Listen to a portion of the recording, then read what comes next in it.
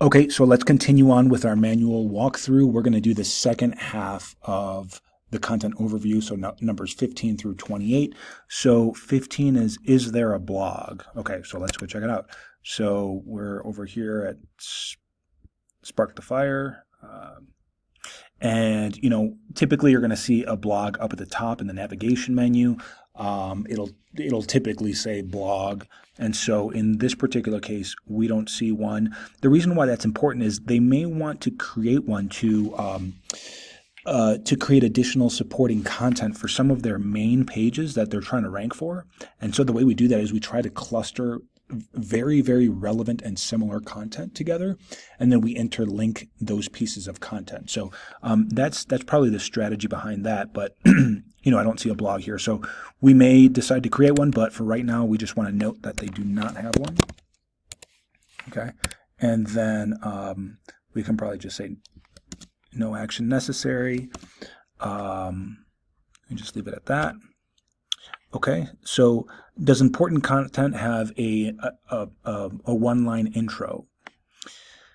Okay, so this one, you're going to have to look at the site again. Sometimes they have like additional service pages or additional products.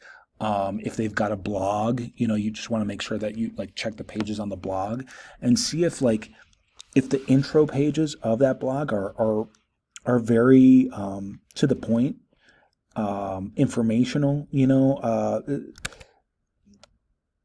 Sometimes the intro is just not very helpful, right? And so you should have in the first line of the intro, you should have the keyword that you're trying to target. Okay, so if we're trying to go for grant writing classes or like online grant writing classes or online courses, then we'd want that to be like in the very first sentence or two of the intro paragraph. So this says, do you want to make the world a better place? Spark the Fire grant writing classes combine 25 years of experience. So we've got grant writing classes on there, which I would think is okay. So we're just going to hit yes. Okay. Does important content use descriptive headings and subheadings, right? So this is a little bit subjective as well, but you've got to think like what kind of headings and subheadings can be closely very closely aligned with the purpose of that particular page, right? And again, if you're wondering what the purpose of that page is or what type of keywords you're trying to rank for, you should always it should always match what the title tag is and what the heading is, right? And so in this case, Spark the Fire classes is not completely descriptive, right? Because it's they do grant writing classes or grant writing courses, and so this is very branding here, but classes just by itself doesn't really mean anything, right? So again, we want this header to be descriptive, and that's descriptive for the keywords we're trying to rank for. So in this particular case, does important content use descriptive headings and subheadings? Well, we can check the subheadings as well. Certificate in grant writing for nonprofit professionals seeking development. The business of freelance grant writing course for experienced writers. Here's a conference calendar. There's a newsletter. So I would say yes in terms of subtopics, right? The subtopics that they do have, they are relevant to the overall page. Just the header is not. So I would say no, and then here describe header could utilize more. Header could utilize a more keyword rich. Can use a text. And then you can say something like topics, the headers for subtopic headings. How about that? Subtopic headings look good. Okay, all right, so that's fine. Does important content use images and videos? Well, we definitely have images here. They look like they're relevant, right? I mean, it looks like it's stock imagery, but it still looks relevant to the topic at hand. So that's fine. I would say yes. It doesn't use any images, but it definitely uses, it doesn't use any videos, but it uses images. So yes. And then we want to delete this. Okay. And then does content have short paragraphs? So we don't want overly long paragraphs, right? I mean, that just makes it very, very easy to read. It makes it very hard to read. If we break up the paragraphs, it'll make it a lot easier to read. It's more digestible, and we can quickly scan through paragraphs as well. So we want to check out their paragraphs. Looks fine.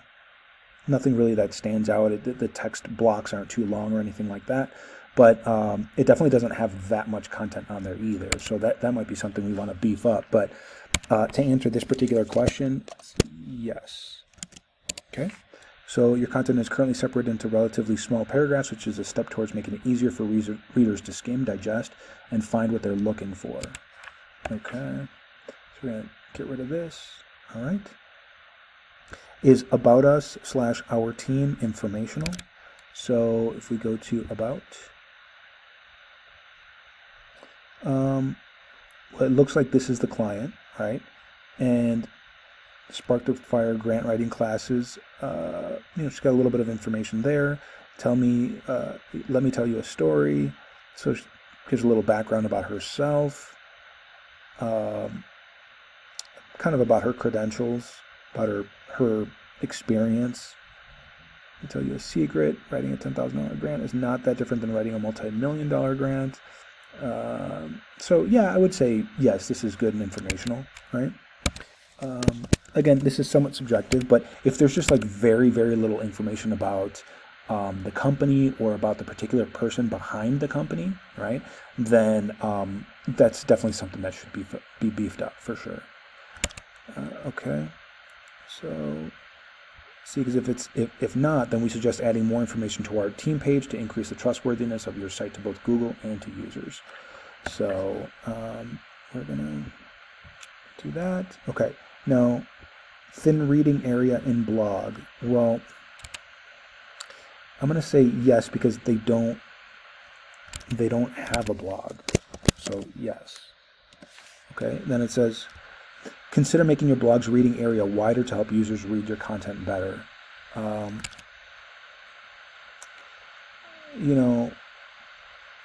I guess technically I should probably put NA because I don't have one. And then consider creating a blog to add more relevancy and authority in your reach. Okay, there we go. Our previous next post in blog relevant to current topic. Well, we didn't find any before, so I'm going to say NA. And then I'm going to delete that. Okay. So insert SiteLiner image. So for this, we're going to use this software program. It's siteliner.com.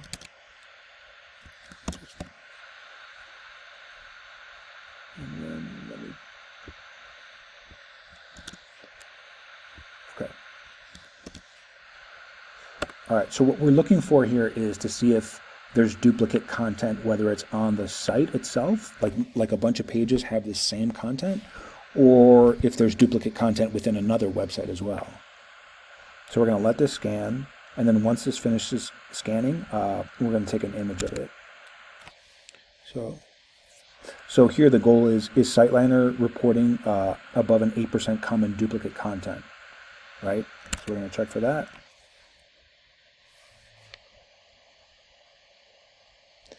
So this is loading. Scanning all the pages.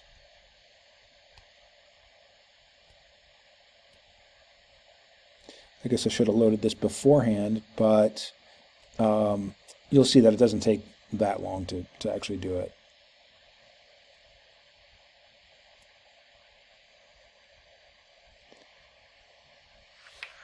Okay, maybe we'll just go on to the next section here. How about that?